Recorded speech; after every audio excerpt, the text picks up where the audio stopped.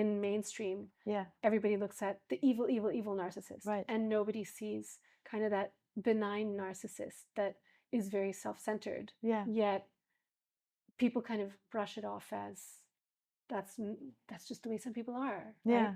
And so I feel like I'm talking a lot more about not the evil, evil narcissist, but about the kind of benign narcissist, right?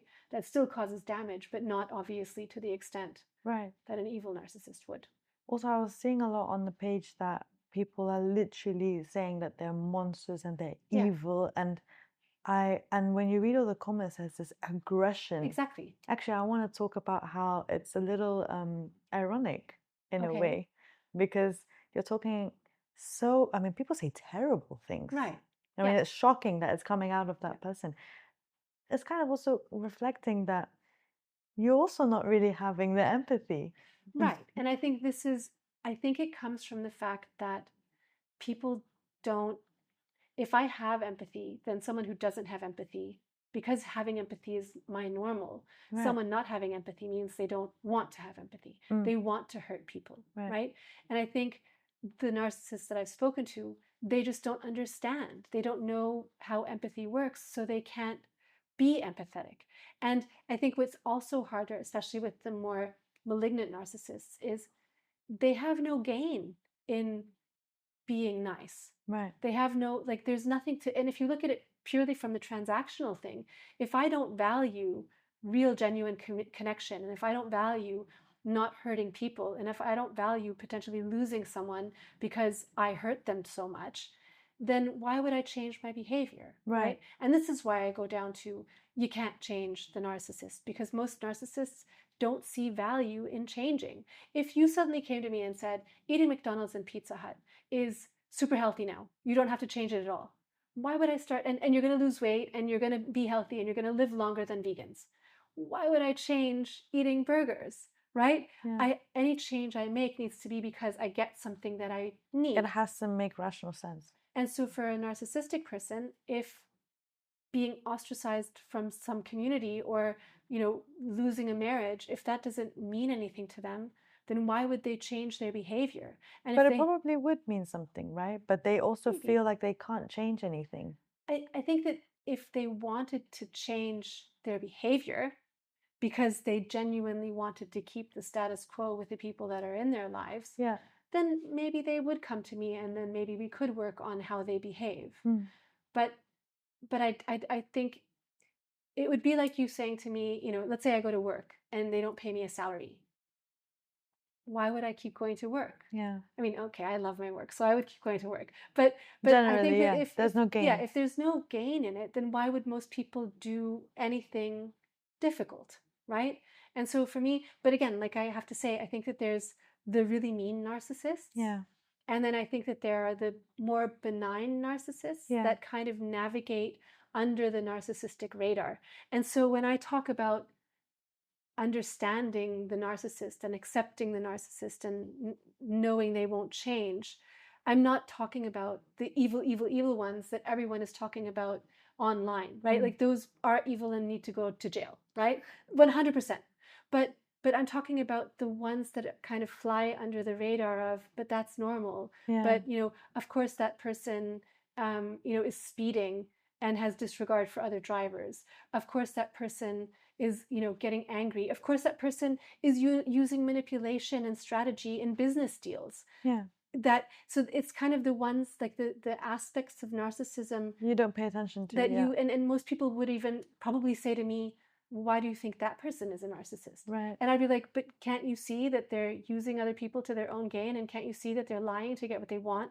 And their lies are hurting people? And a lot of people are like, yeah, but that's, normal. And so that's the narcissism. There's a really fun episode in, so there's a show called In Treatment. And in season 4, it's a female psychologist. And episode 14, you see her dealing with I'm going to say more benign narcissist. And it's kind of cool because he does actually talk about why he does the things that he does, right? So it's a very interesting episode. And as I'm watching it, I'm kind of trying to trying to excuse his behavior, because the poor guy, maybe he had a difficult childhood, and it's not until the end where you're like, yeah, no, like he's a narcissist, right? And so I think I think we have to differentiate between, or put them on a scale. Right. So there's like the mildly narcissistic people that will sometimes hurt other people to get what they want. And then there's the extremely narcissistic people that have no regard for people's feelings or for hurting people. Yeah. And then everything in between. And so when I say understand the narcissist, you're talking about I'm talking about the more benign version of narcissism and not the extreme malignant version that really hurts people, kind of narcissist on purpose.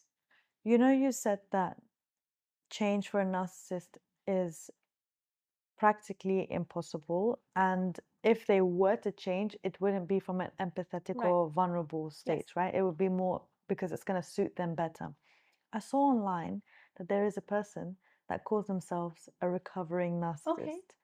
Now, in my head, I was thinking, does that make you a narcissist though? And why do you think you're a narcissist? Because if you're saying that you're a recovering narcissist, that means you have some realization and that you need to be better. Right.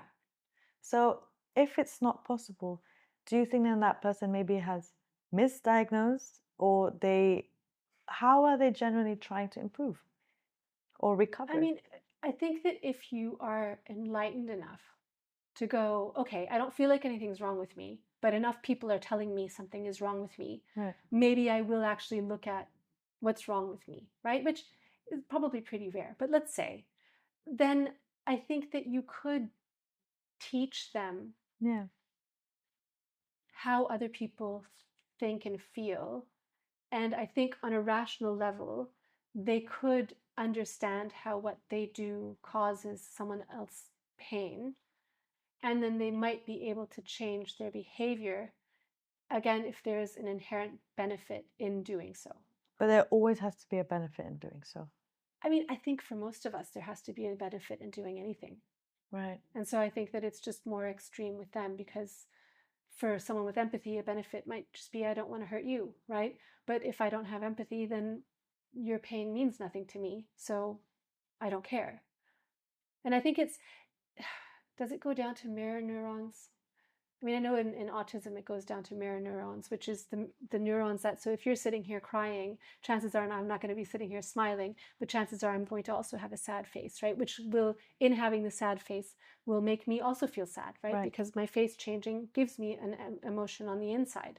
So maybe there's like a mirror neuron problem within narcissists as well, that they just don't, if you're sitting there crying and I'm not mimicking your tears, then I don't understand, or mimicking your sad face, then I don't understand, then I don't feel what you're feeling. So I don't know.